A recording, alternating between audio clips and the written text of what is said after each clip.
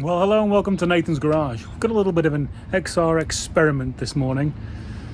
Of course, like always, you want some cool merch, head down to links, got a PayPal pool tip jar down there, and every way you can support the channel, if you'd like to, please do. So, what are we on with today? Alternator, right there, is above the power steering. There. I want to put electric power steering on the car, and let me turn the camera around.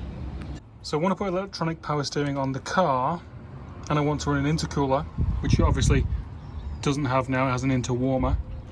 Now I'm going to spin this intake to feed to an intercooler that will go there. Now to do that, what you usually do is put the alternator over onto that side and keep the power steering pump there. Well, I'm kind of old and cranky, so I want AC. The AC pump goes there, so that means the alternator has to go there. Now you've got the Volvo power steering pump, which is electro-hydraulic, but I don't really want any more hydraulic lines or fluids or anything, or a big pump mounted down here underneath there. So I think I'm going to go the old Prius electronic steering column route. But for now, I'm just going to take the power steering off and depower the rack. So let's remove some stuff from here. While XR4s are never going to be challenging Camrys for reliability or anything like that, they're just so easy to work on, like 5 minutes. Alternators off, alternator brackets off. Let's whip the power steering off now. There we have one of the most hated power steering pumps in history, which is out the way. So now we need to put the alternator in said area. And then that frees us up to do with that straight to an intercooler, which will be there. And just like that, out comes the rack. Now for me, it is a bit more simple. If you are running AC, right there kind of gets in the way, and a power steering pump right there gets in the way. But essentially you've got a bolt there, that's that, that's that. You got your track rod ends, give them a whack, they'll pop out, and then you've got that which goes to your steering shaft, which is kind of in there, and that's it. It's relatively simple to get out. So I suppose we should give her a clean, as well as the rack. I'm going to clean this whole area because I've ordered that alternator relocator kit off Chip, Big R Motorsports. Then we're going to give a bit of a tickle down here as well. I don't really want to attack the coil because knowing my luck, if I get any even damp on it, it'll stop working. But this is just black and caked in crap. There it goes.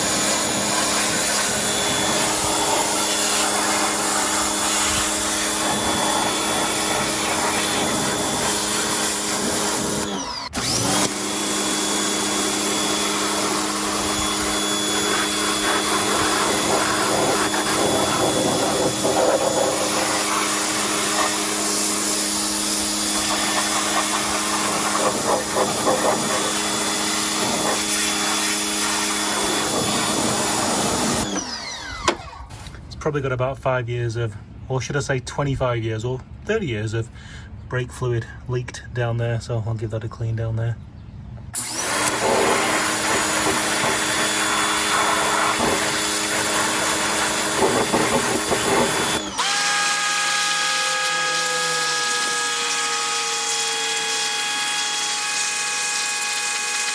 And it's definitely cleaner than it was, so let's hope I didn't kill anything.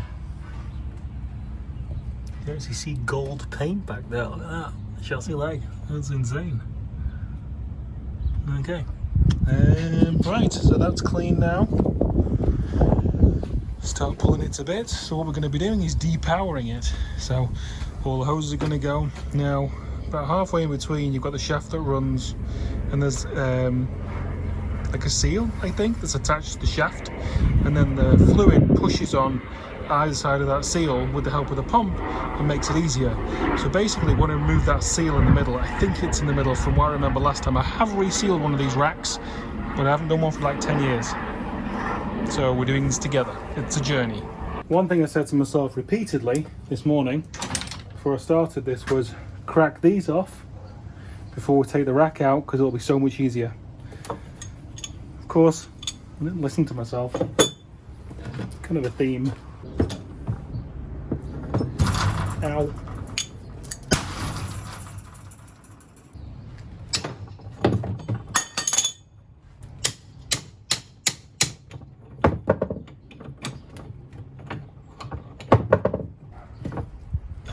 There we go.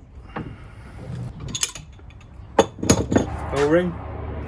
Don't know where that's from. Okay, so pipes are going to come off next.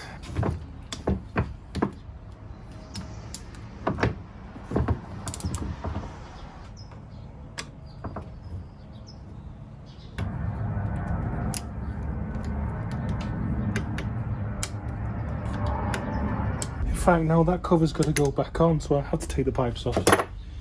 Dick.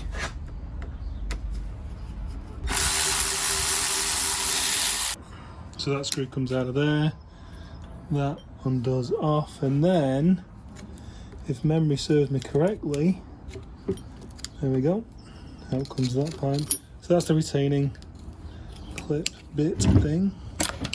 There we go, 2 pipes out. Oh, more fell out. Oh, bit of plastic, that's fine. I'm aware this has been filmed before in a much more professional fashion. I guess that's just not me.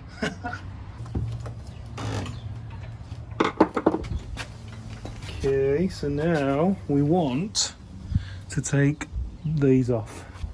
So there's going to be no fluid in them, so you don't really need to remove them, but why have them there if I don't need them there? There's just going to be grease inside, so there's going to be no flow of oil from one side of anything. So I think, like I was talking about before, I think that the kind of like the valve thing, you got fluid pushing on this side, fluid pushing on this side. That's how the power steering works, and we remove this from inside here.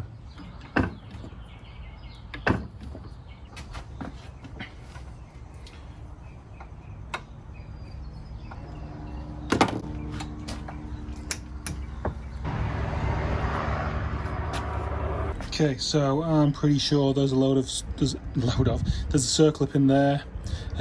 So because it's all getting pulled to pieces and it's going to get greased straight away, I'm going to blast it out with the power washer.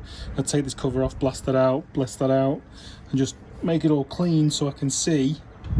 What I'm doing in the orifice. That is a cap that I just took off with the pipe wrench. Just basically, it's just a push fit thing, and it goes here. And that, I think, sets the preload on the whole rack and pinion situation. So you can see in there, Big Daddy circlip that was covered in a load of grease. We have nothing in that end, and we have a big circlip, a big, snap ring in this end right there. Oh, and then that bolt on the bottom. I've just blasted that with water, obviously, but it's going to get packed with grease very soon. Okay, lovely. You can see my pristine workbench, it's like an operating theatre. Yes, that is a washer. Okay, I thought I was going to have to make a tool. I remember when I did seals on this, so last time I can't remember making a tool, which means I didn't. I think I could even weld back then. But what I did, I just put the screwdriver in and just give it a quick turn, and it's playing, it's doing something. Oh, ladies and gentlemen, boys and girls, we are all on this journey together. Oh shit.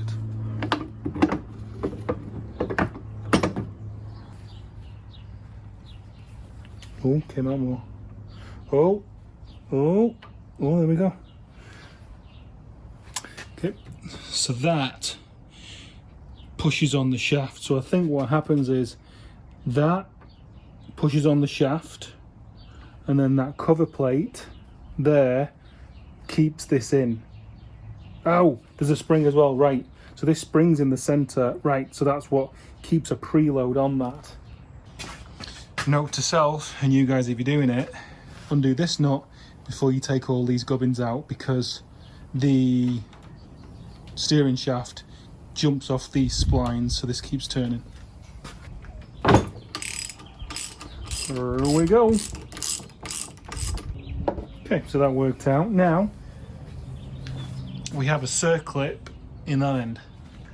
It's actually not fully seated in that end. Don't think that's happy. There's a Miata video that the guy depowered his rack, and right, just watched a Miata video, and theirs is different, but it's kind of obviously it's the same principle. So I knew that this had to kind of pull out of here, and I knew it was going to need a bit of force to do it. So what I did is, as a starting point, I just put a Phillips head in the end of this shaft, and I just gave it a really, really light tap, and it started coming.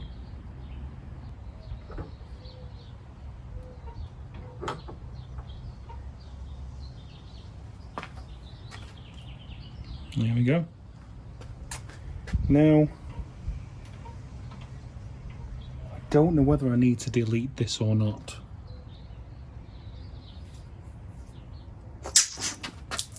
Fuck.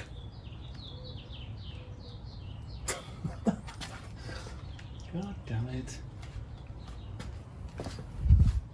So what I did was held the outer with that hand, the inner right on the end with just a rag for some grip, and just pulled real hard, and it all just popped out.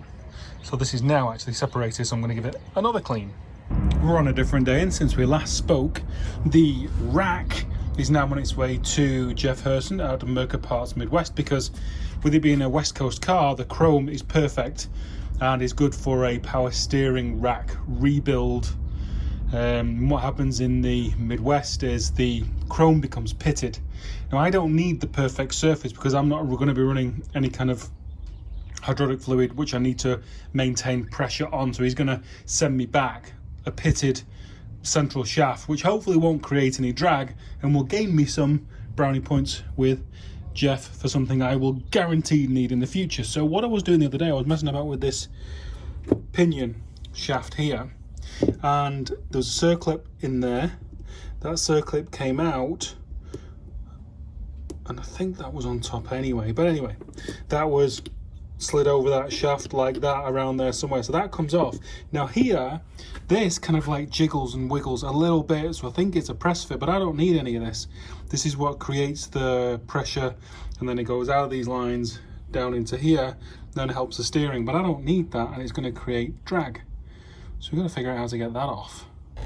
What I'm trying to do now all the time is trying to reduce drag. So the rack runs on that bush in there. There's a white nylon bush. So what I did, I didn't know whether this seal was holding the bush in place, so I just kind of like carved the seal out. Not pretty, but it takes it away from the actual rack as it moves past, thus reducing drag. And this seal, so basically what that seal there was doing was holding the fluid in at this end, and then the fluid was being held in at this end by this seal. And what I did was put a piece of metal, heated the actual body up around there first. That is amazing, by the way. And then put that piece of metal down from this end, whacked it with a hammer, just caught an edge, and it pushed the seal out. So that's that. That is about as broken down as it's going to get. So it's going to get another clean and possibly paint removed. Now, let me get this off. Right, not going to lie, I've had better and more accurate angle grinder days than that, unfortunately. So that's going to be getting welded. The bearing survived. I may get a new one, don't know, but it's okay for now. Now, this looks like a two-piece shaft, and I wonder whether that is a pin that's pushed in to hold it all together. So what the Miata guys do, they seem to have this two-piece shaft, they weld it all the way around. So I think that's what I'm going to do as well. Throw some weld on that seam just underneath the bearing. That fancy doohickey is off, and I welded up, basically turned the machine up as high as it would go, welded the idiot slash that I ground, and then I welded that around the top, left that pin in. So it's solid now. I think that was the right thing to do. Okay, I think we are as cleaned up as we're going to get for paint and all that kind of stuff. Put a blanking plate on all of the hydraulic lines that come out of there, the pump and all that kind of stuff, and then they loop across, and they are nearly broken. They are Permatex blacked. So, as far as I can remember, we have to cut that off first. So that center kind of oil control ring thing, whatever it is cut off, and it's all heavily greased.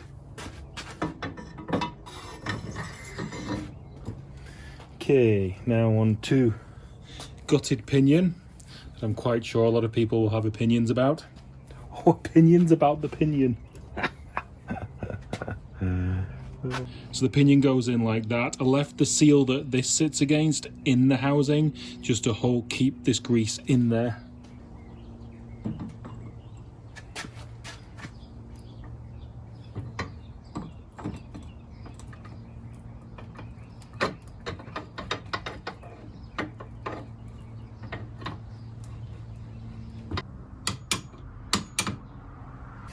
So I just knocked that seal down into there, and then there's a circlip that sits on top of that.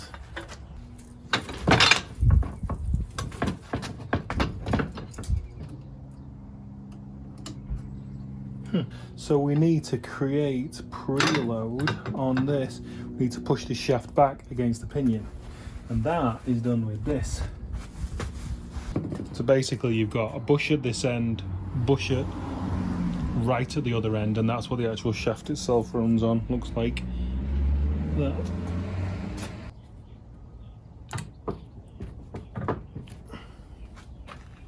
So then we've got preload spring, washer, and my newly painted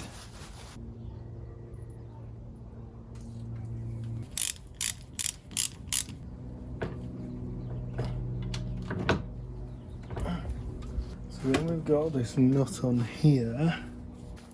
I'm pretty sure there should be a torque rating for this, which I'm going to attempt to find.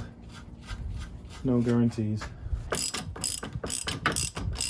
Can't find any torque specs, so looks like we're going to nip it and back it off and then see what it feels like. It's a locking nut, so I'm gonna, that was nipped. I'm just gonna take it back a little bit. I think we're golden at that. What's that cap? So I'm going to expertly knock on. Bushing. So like a O-ring of a AC kit. I have. That's the bush right in there that kind of guides this end. So much grease. Now that is the circlip that came out. It was that bent and wasn't seated or anything, so I have to modify this to make it look healthy again. In there is that circlip, and it's sitting perfectly in the groove, which is not how it was sitting when I took it out. I didn't film it. I needed more room for my elbows, and I needed more room to swear as well. So boots on next, or the little bit of O-rings around here, and then Jeff Esteban's bushes. Look at that.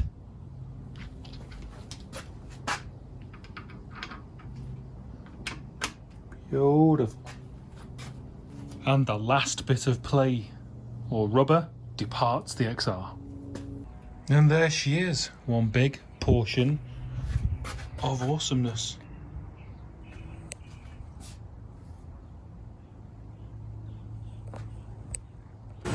And there we go. That is what she looks like in all her glory, a depowered XR40i steering rack, which is in itself a huge triumph. Just dampened ever so slightly by the fact that the rear main seal I put in 20 miles ago is leaking, and the transmission seems to be leaking at one of the joints halfway down. But apart from that, that is a happy days. See you next time, guys.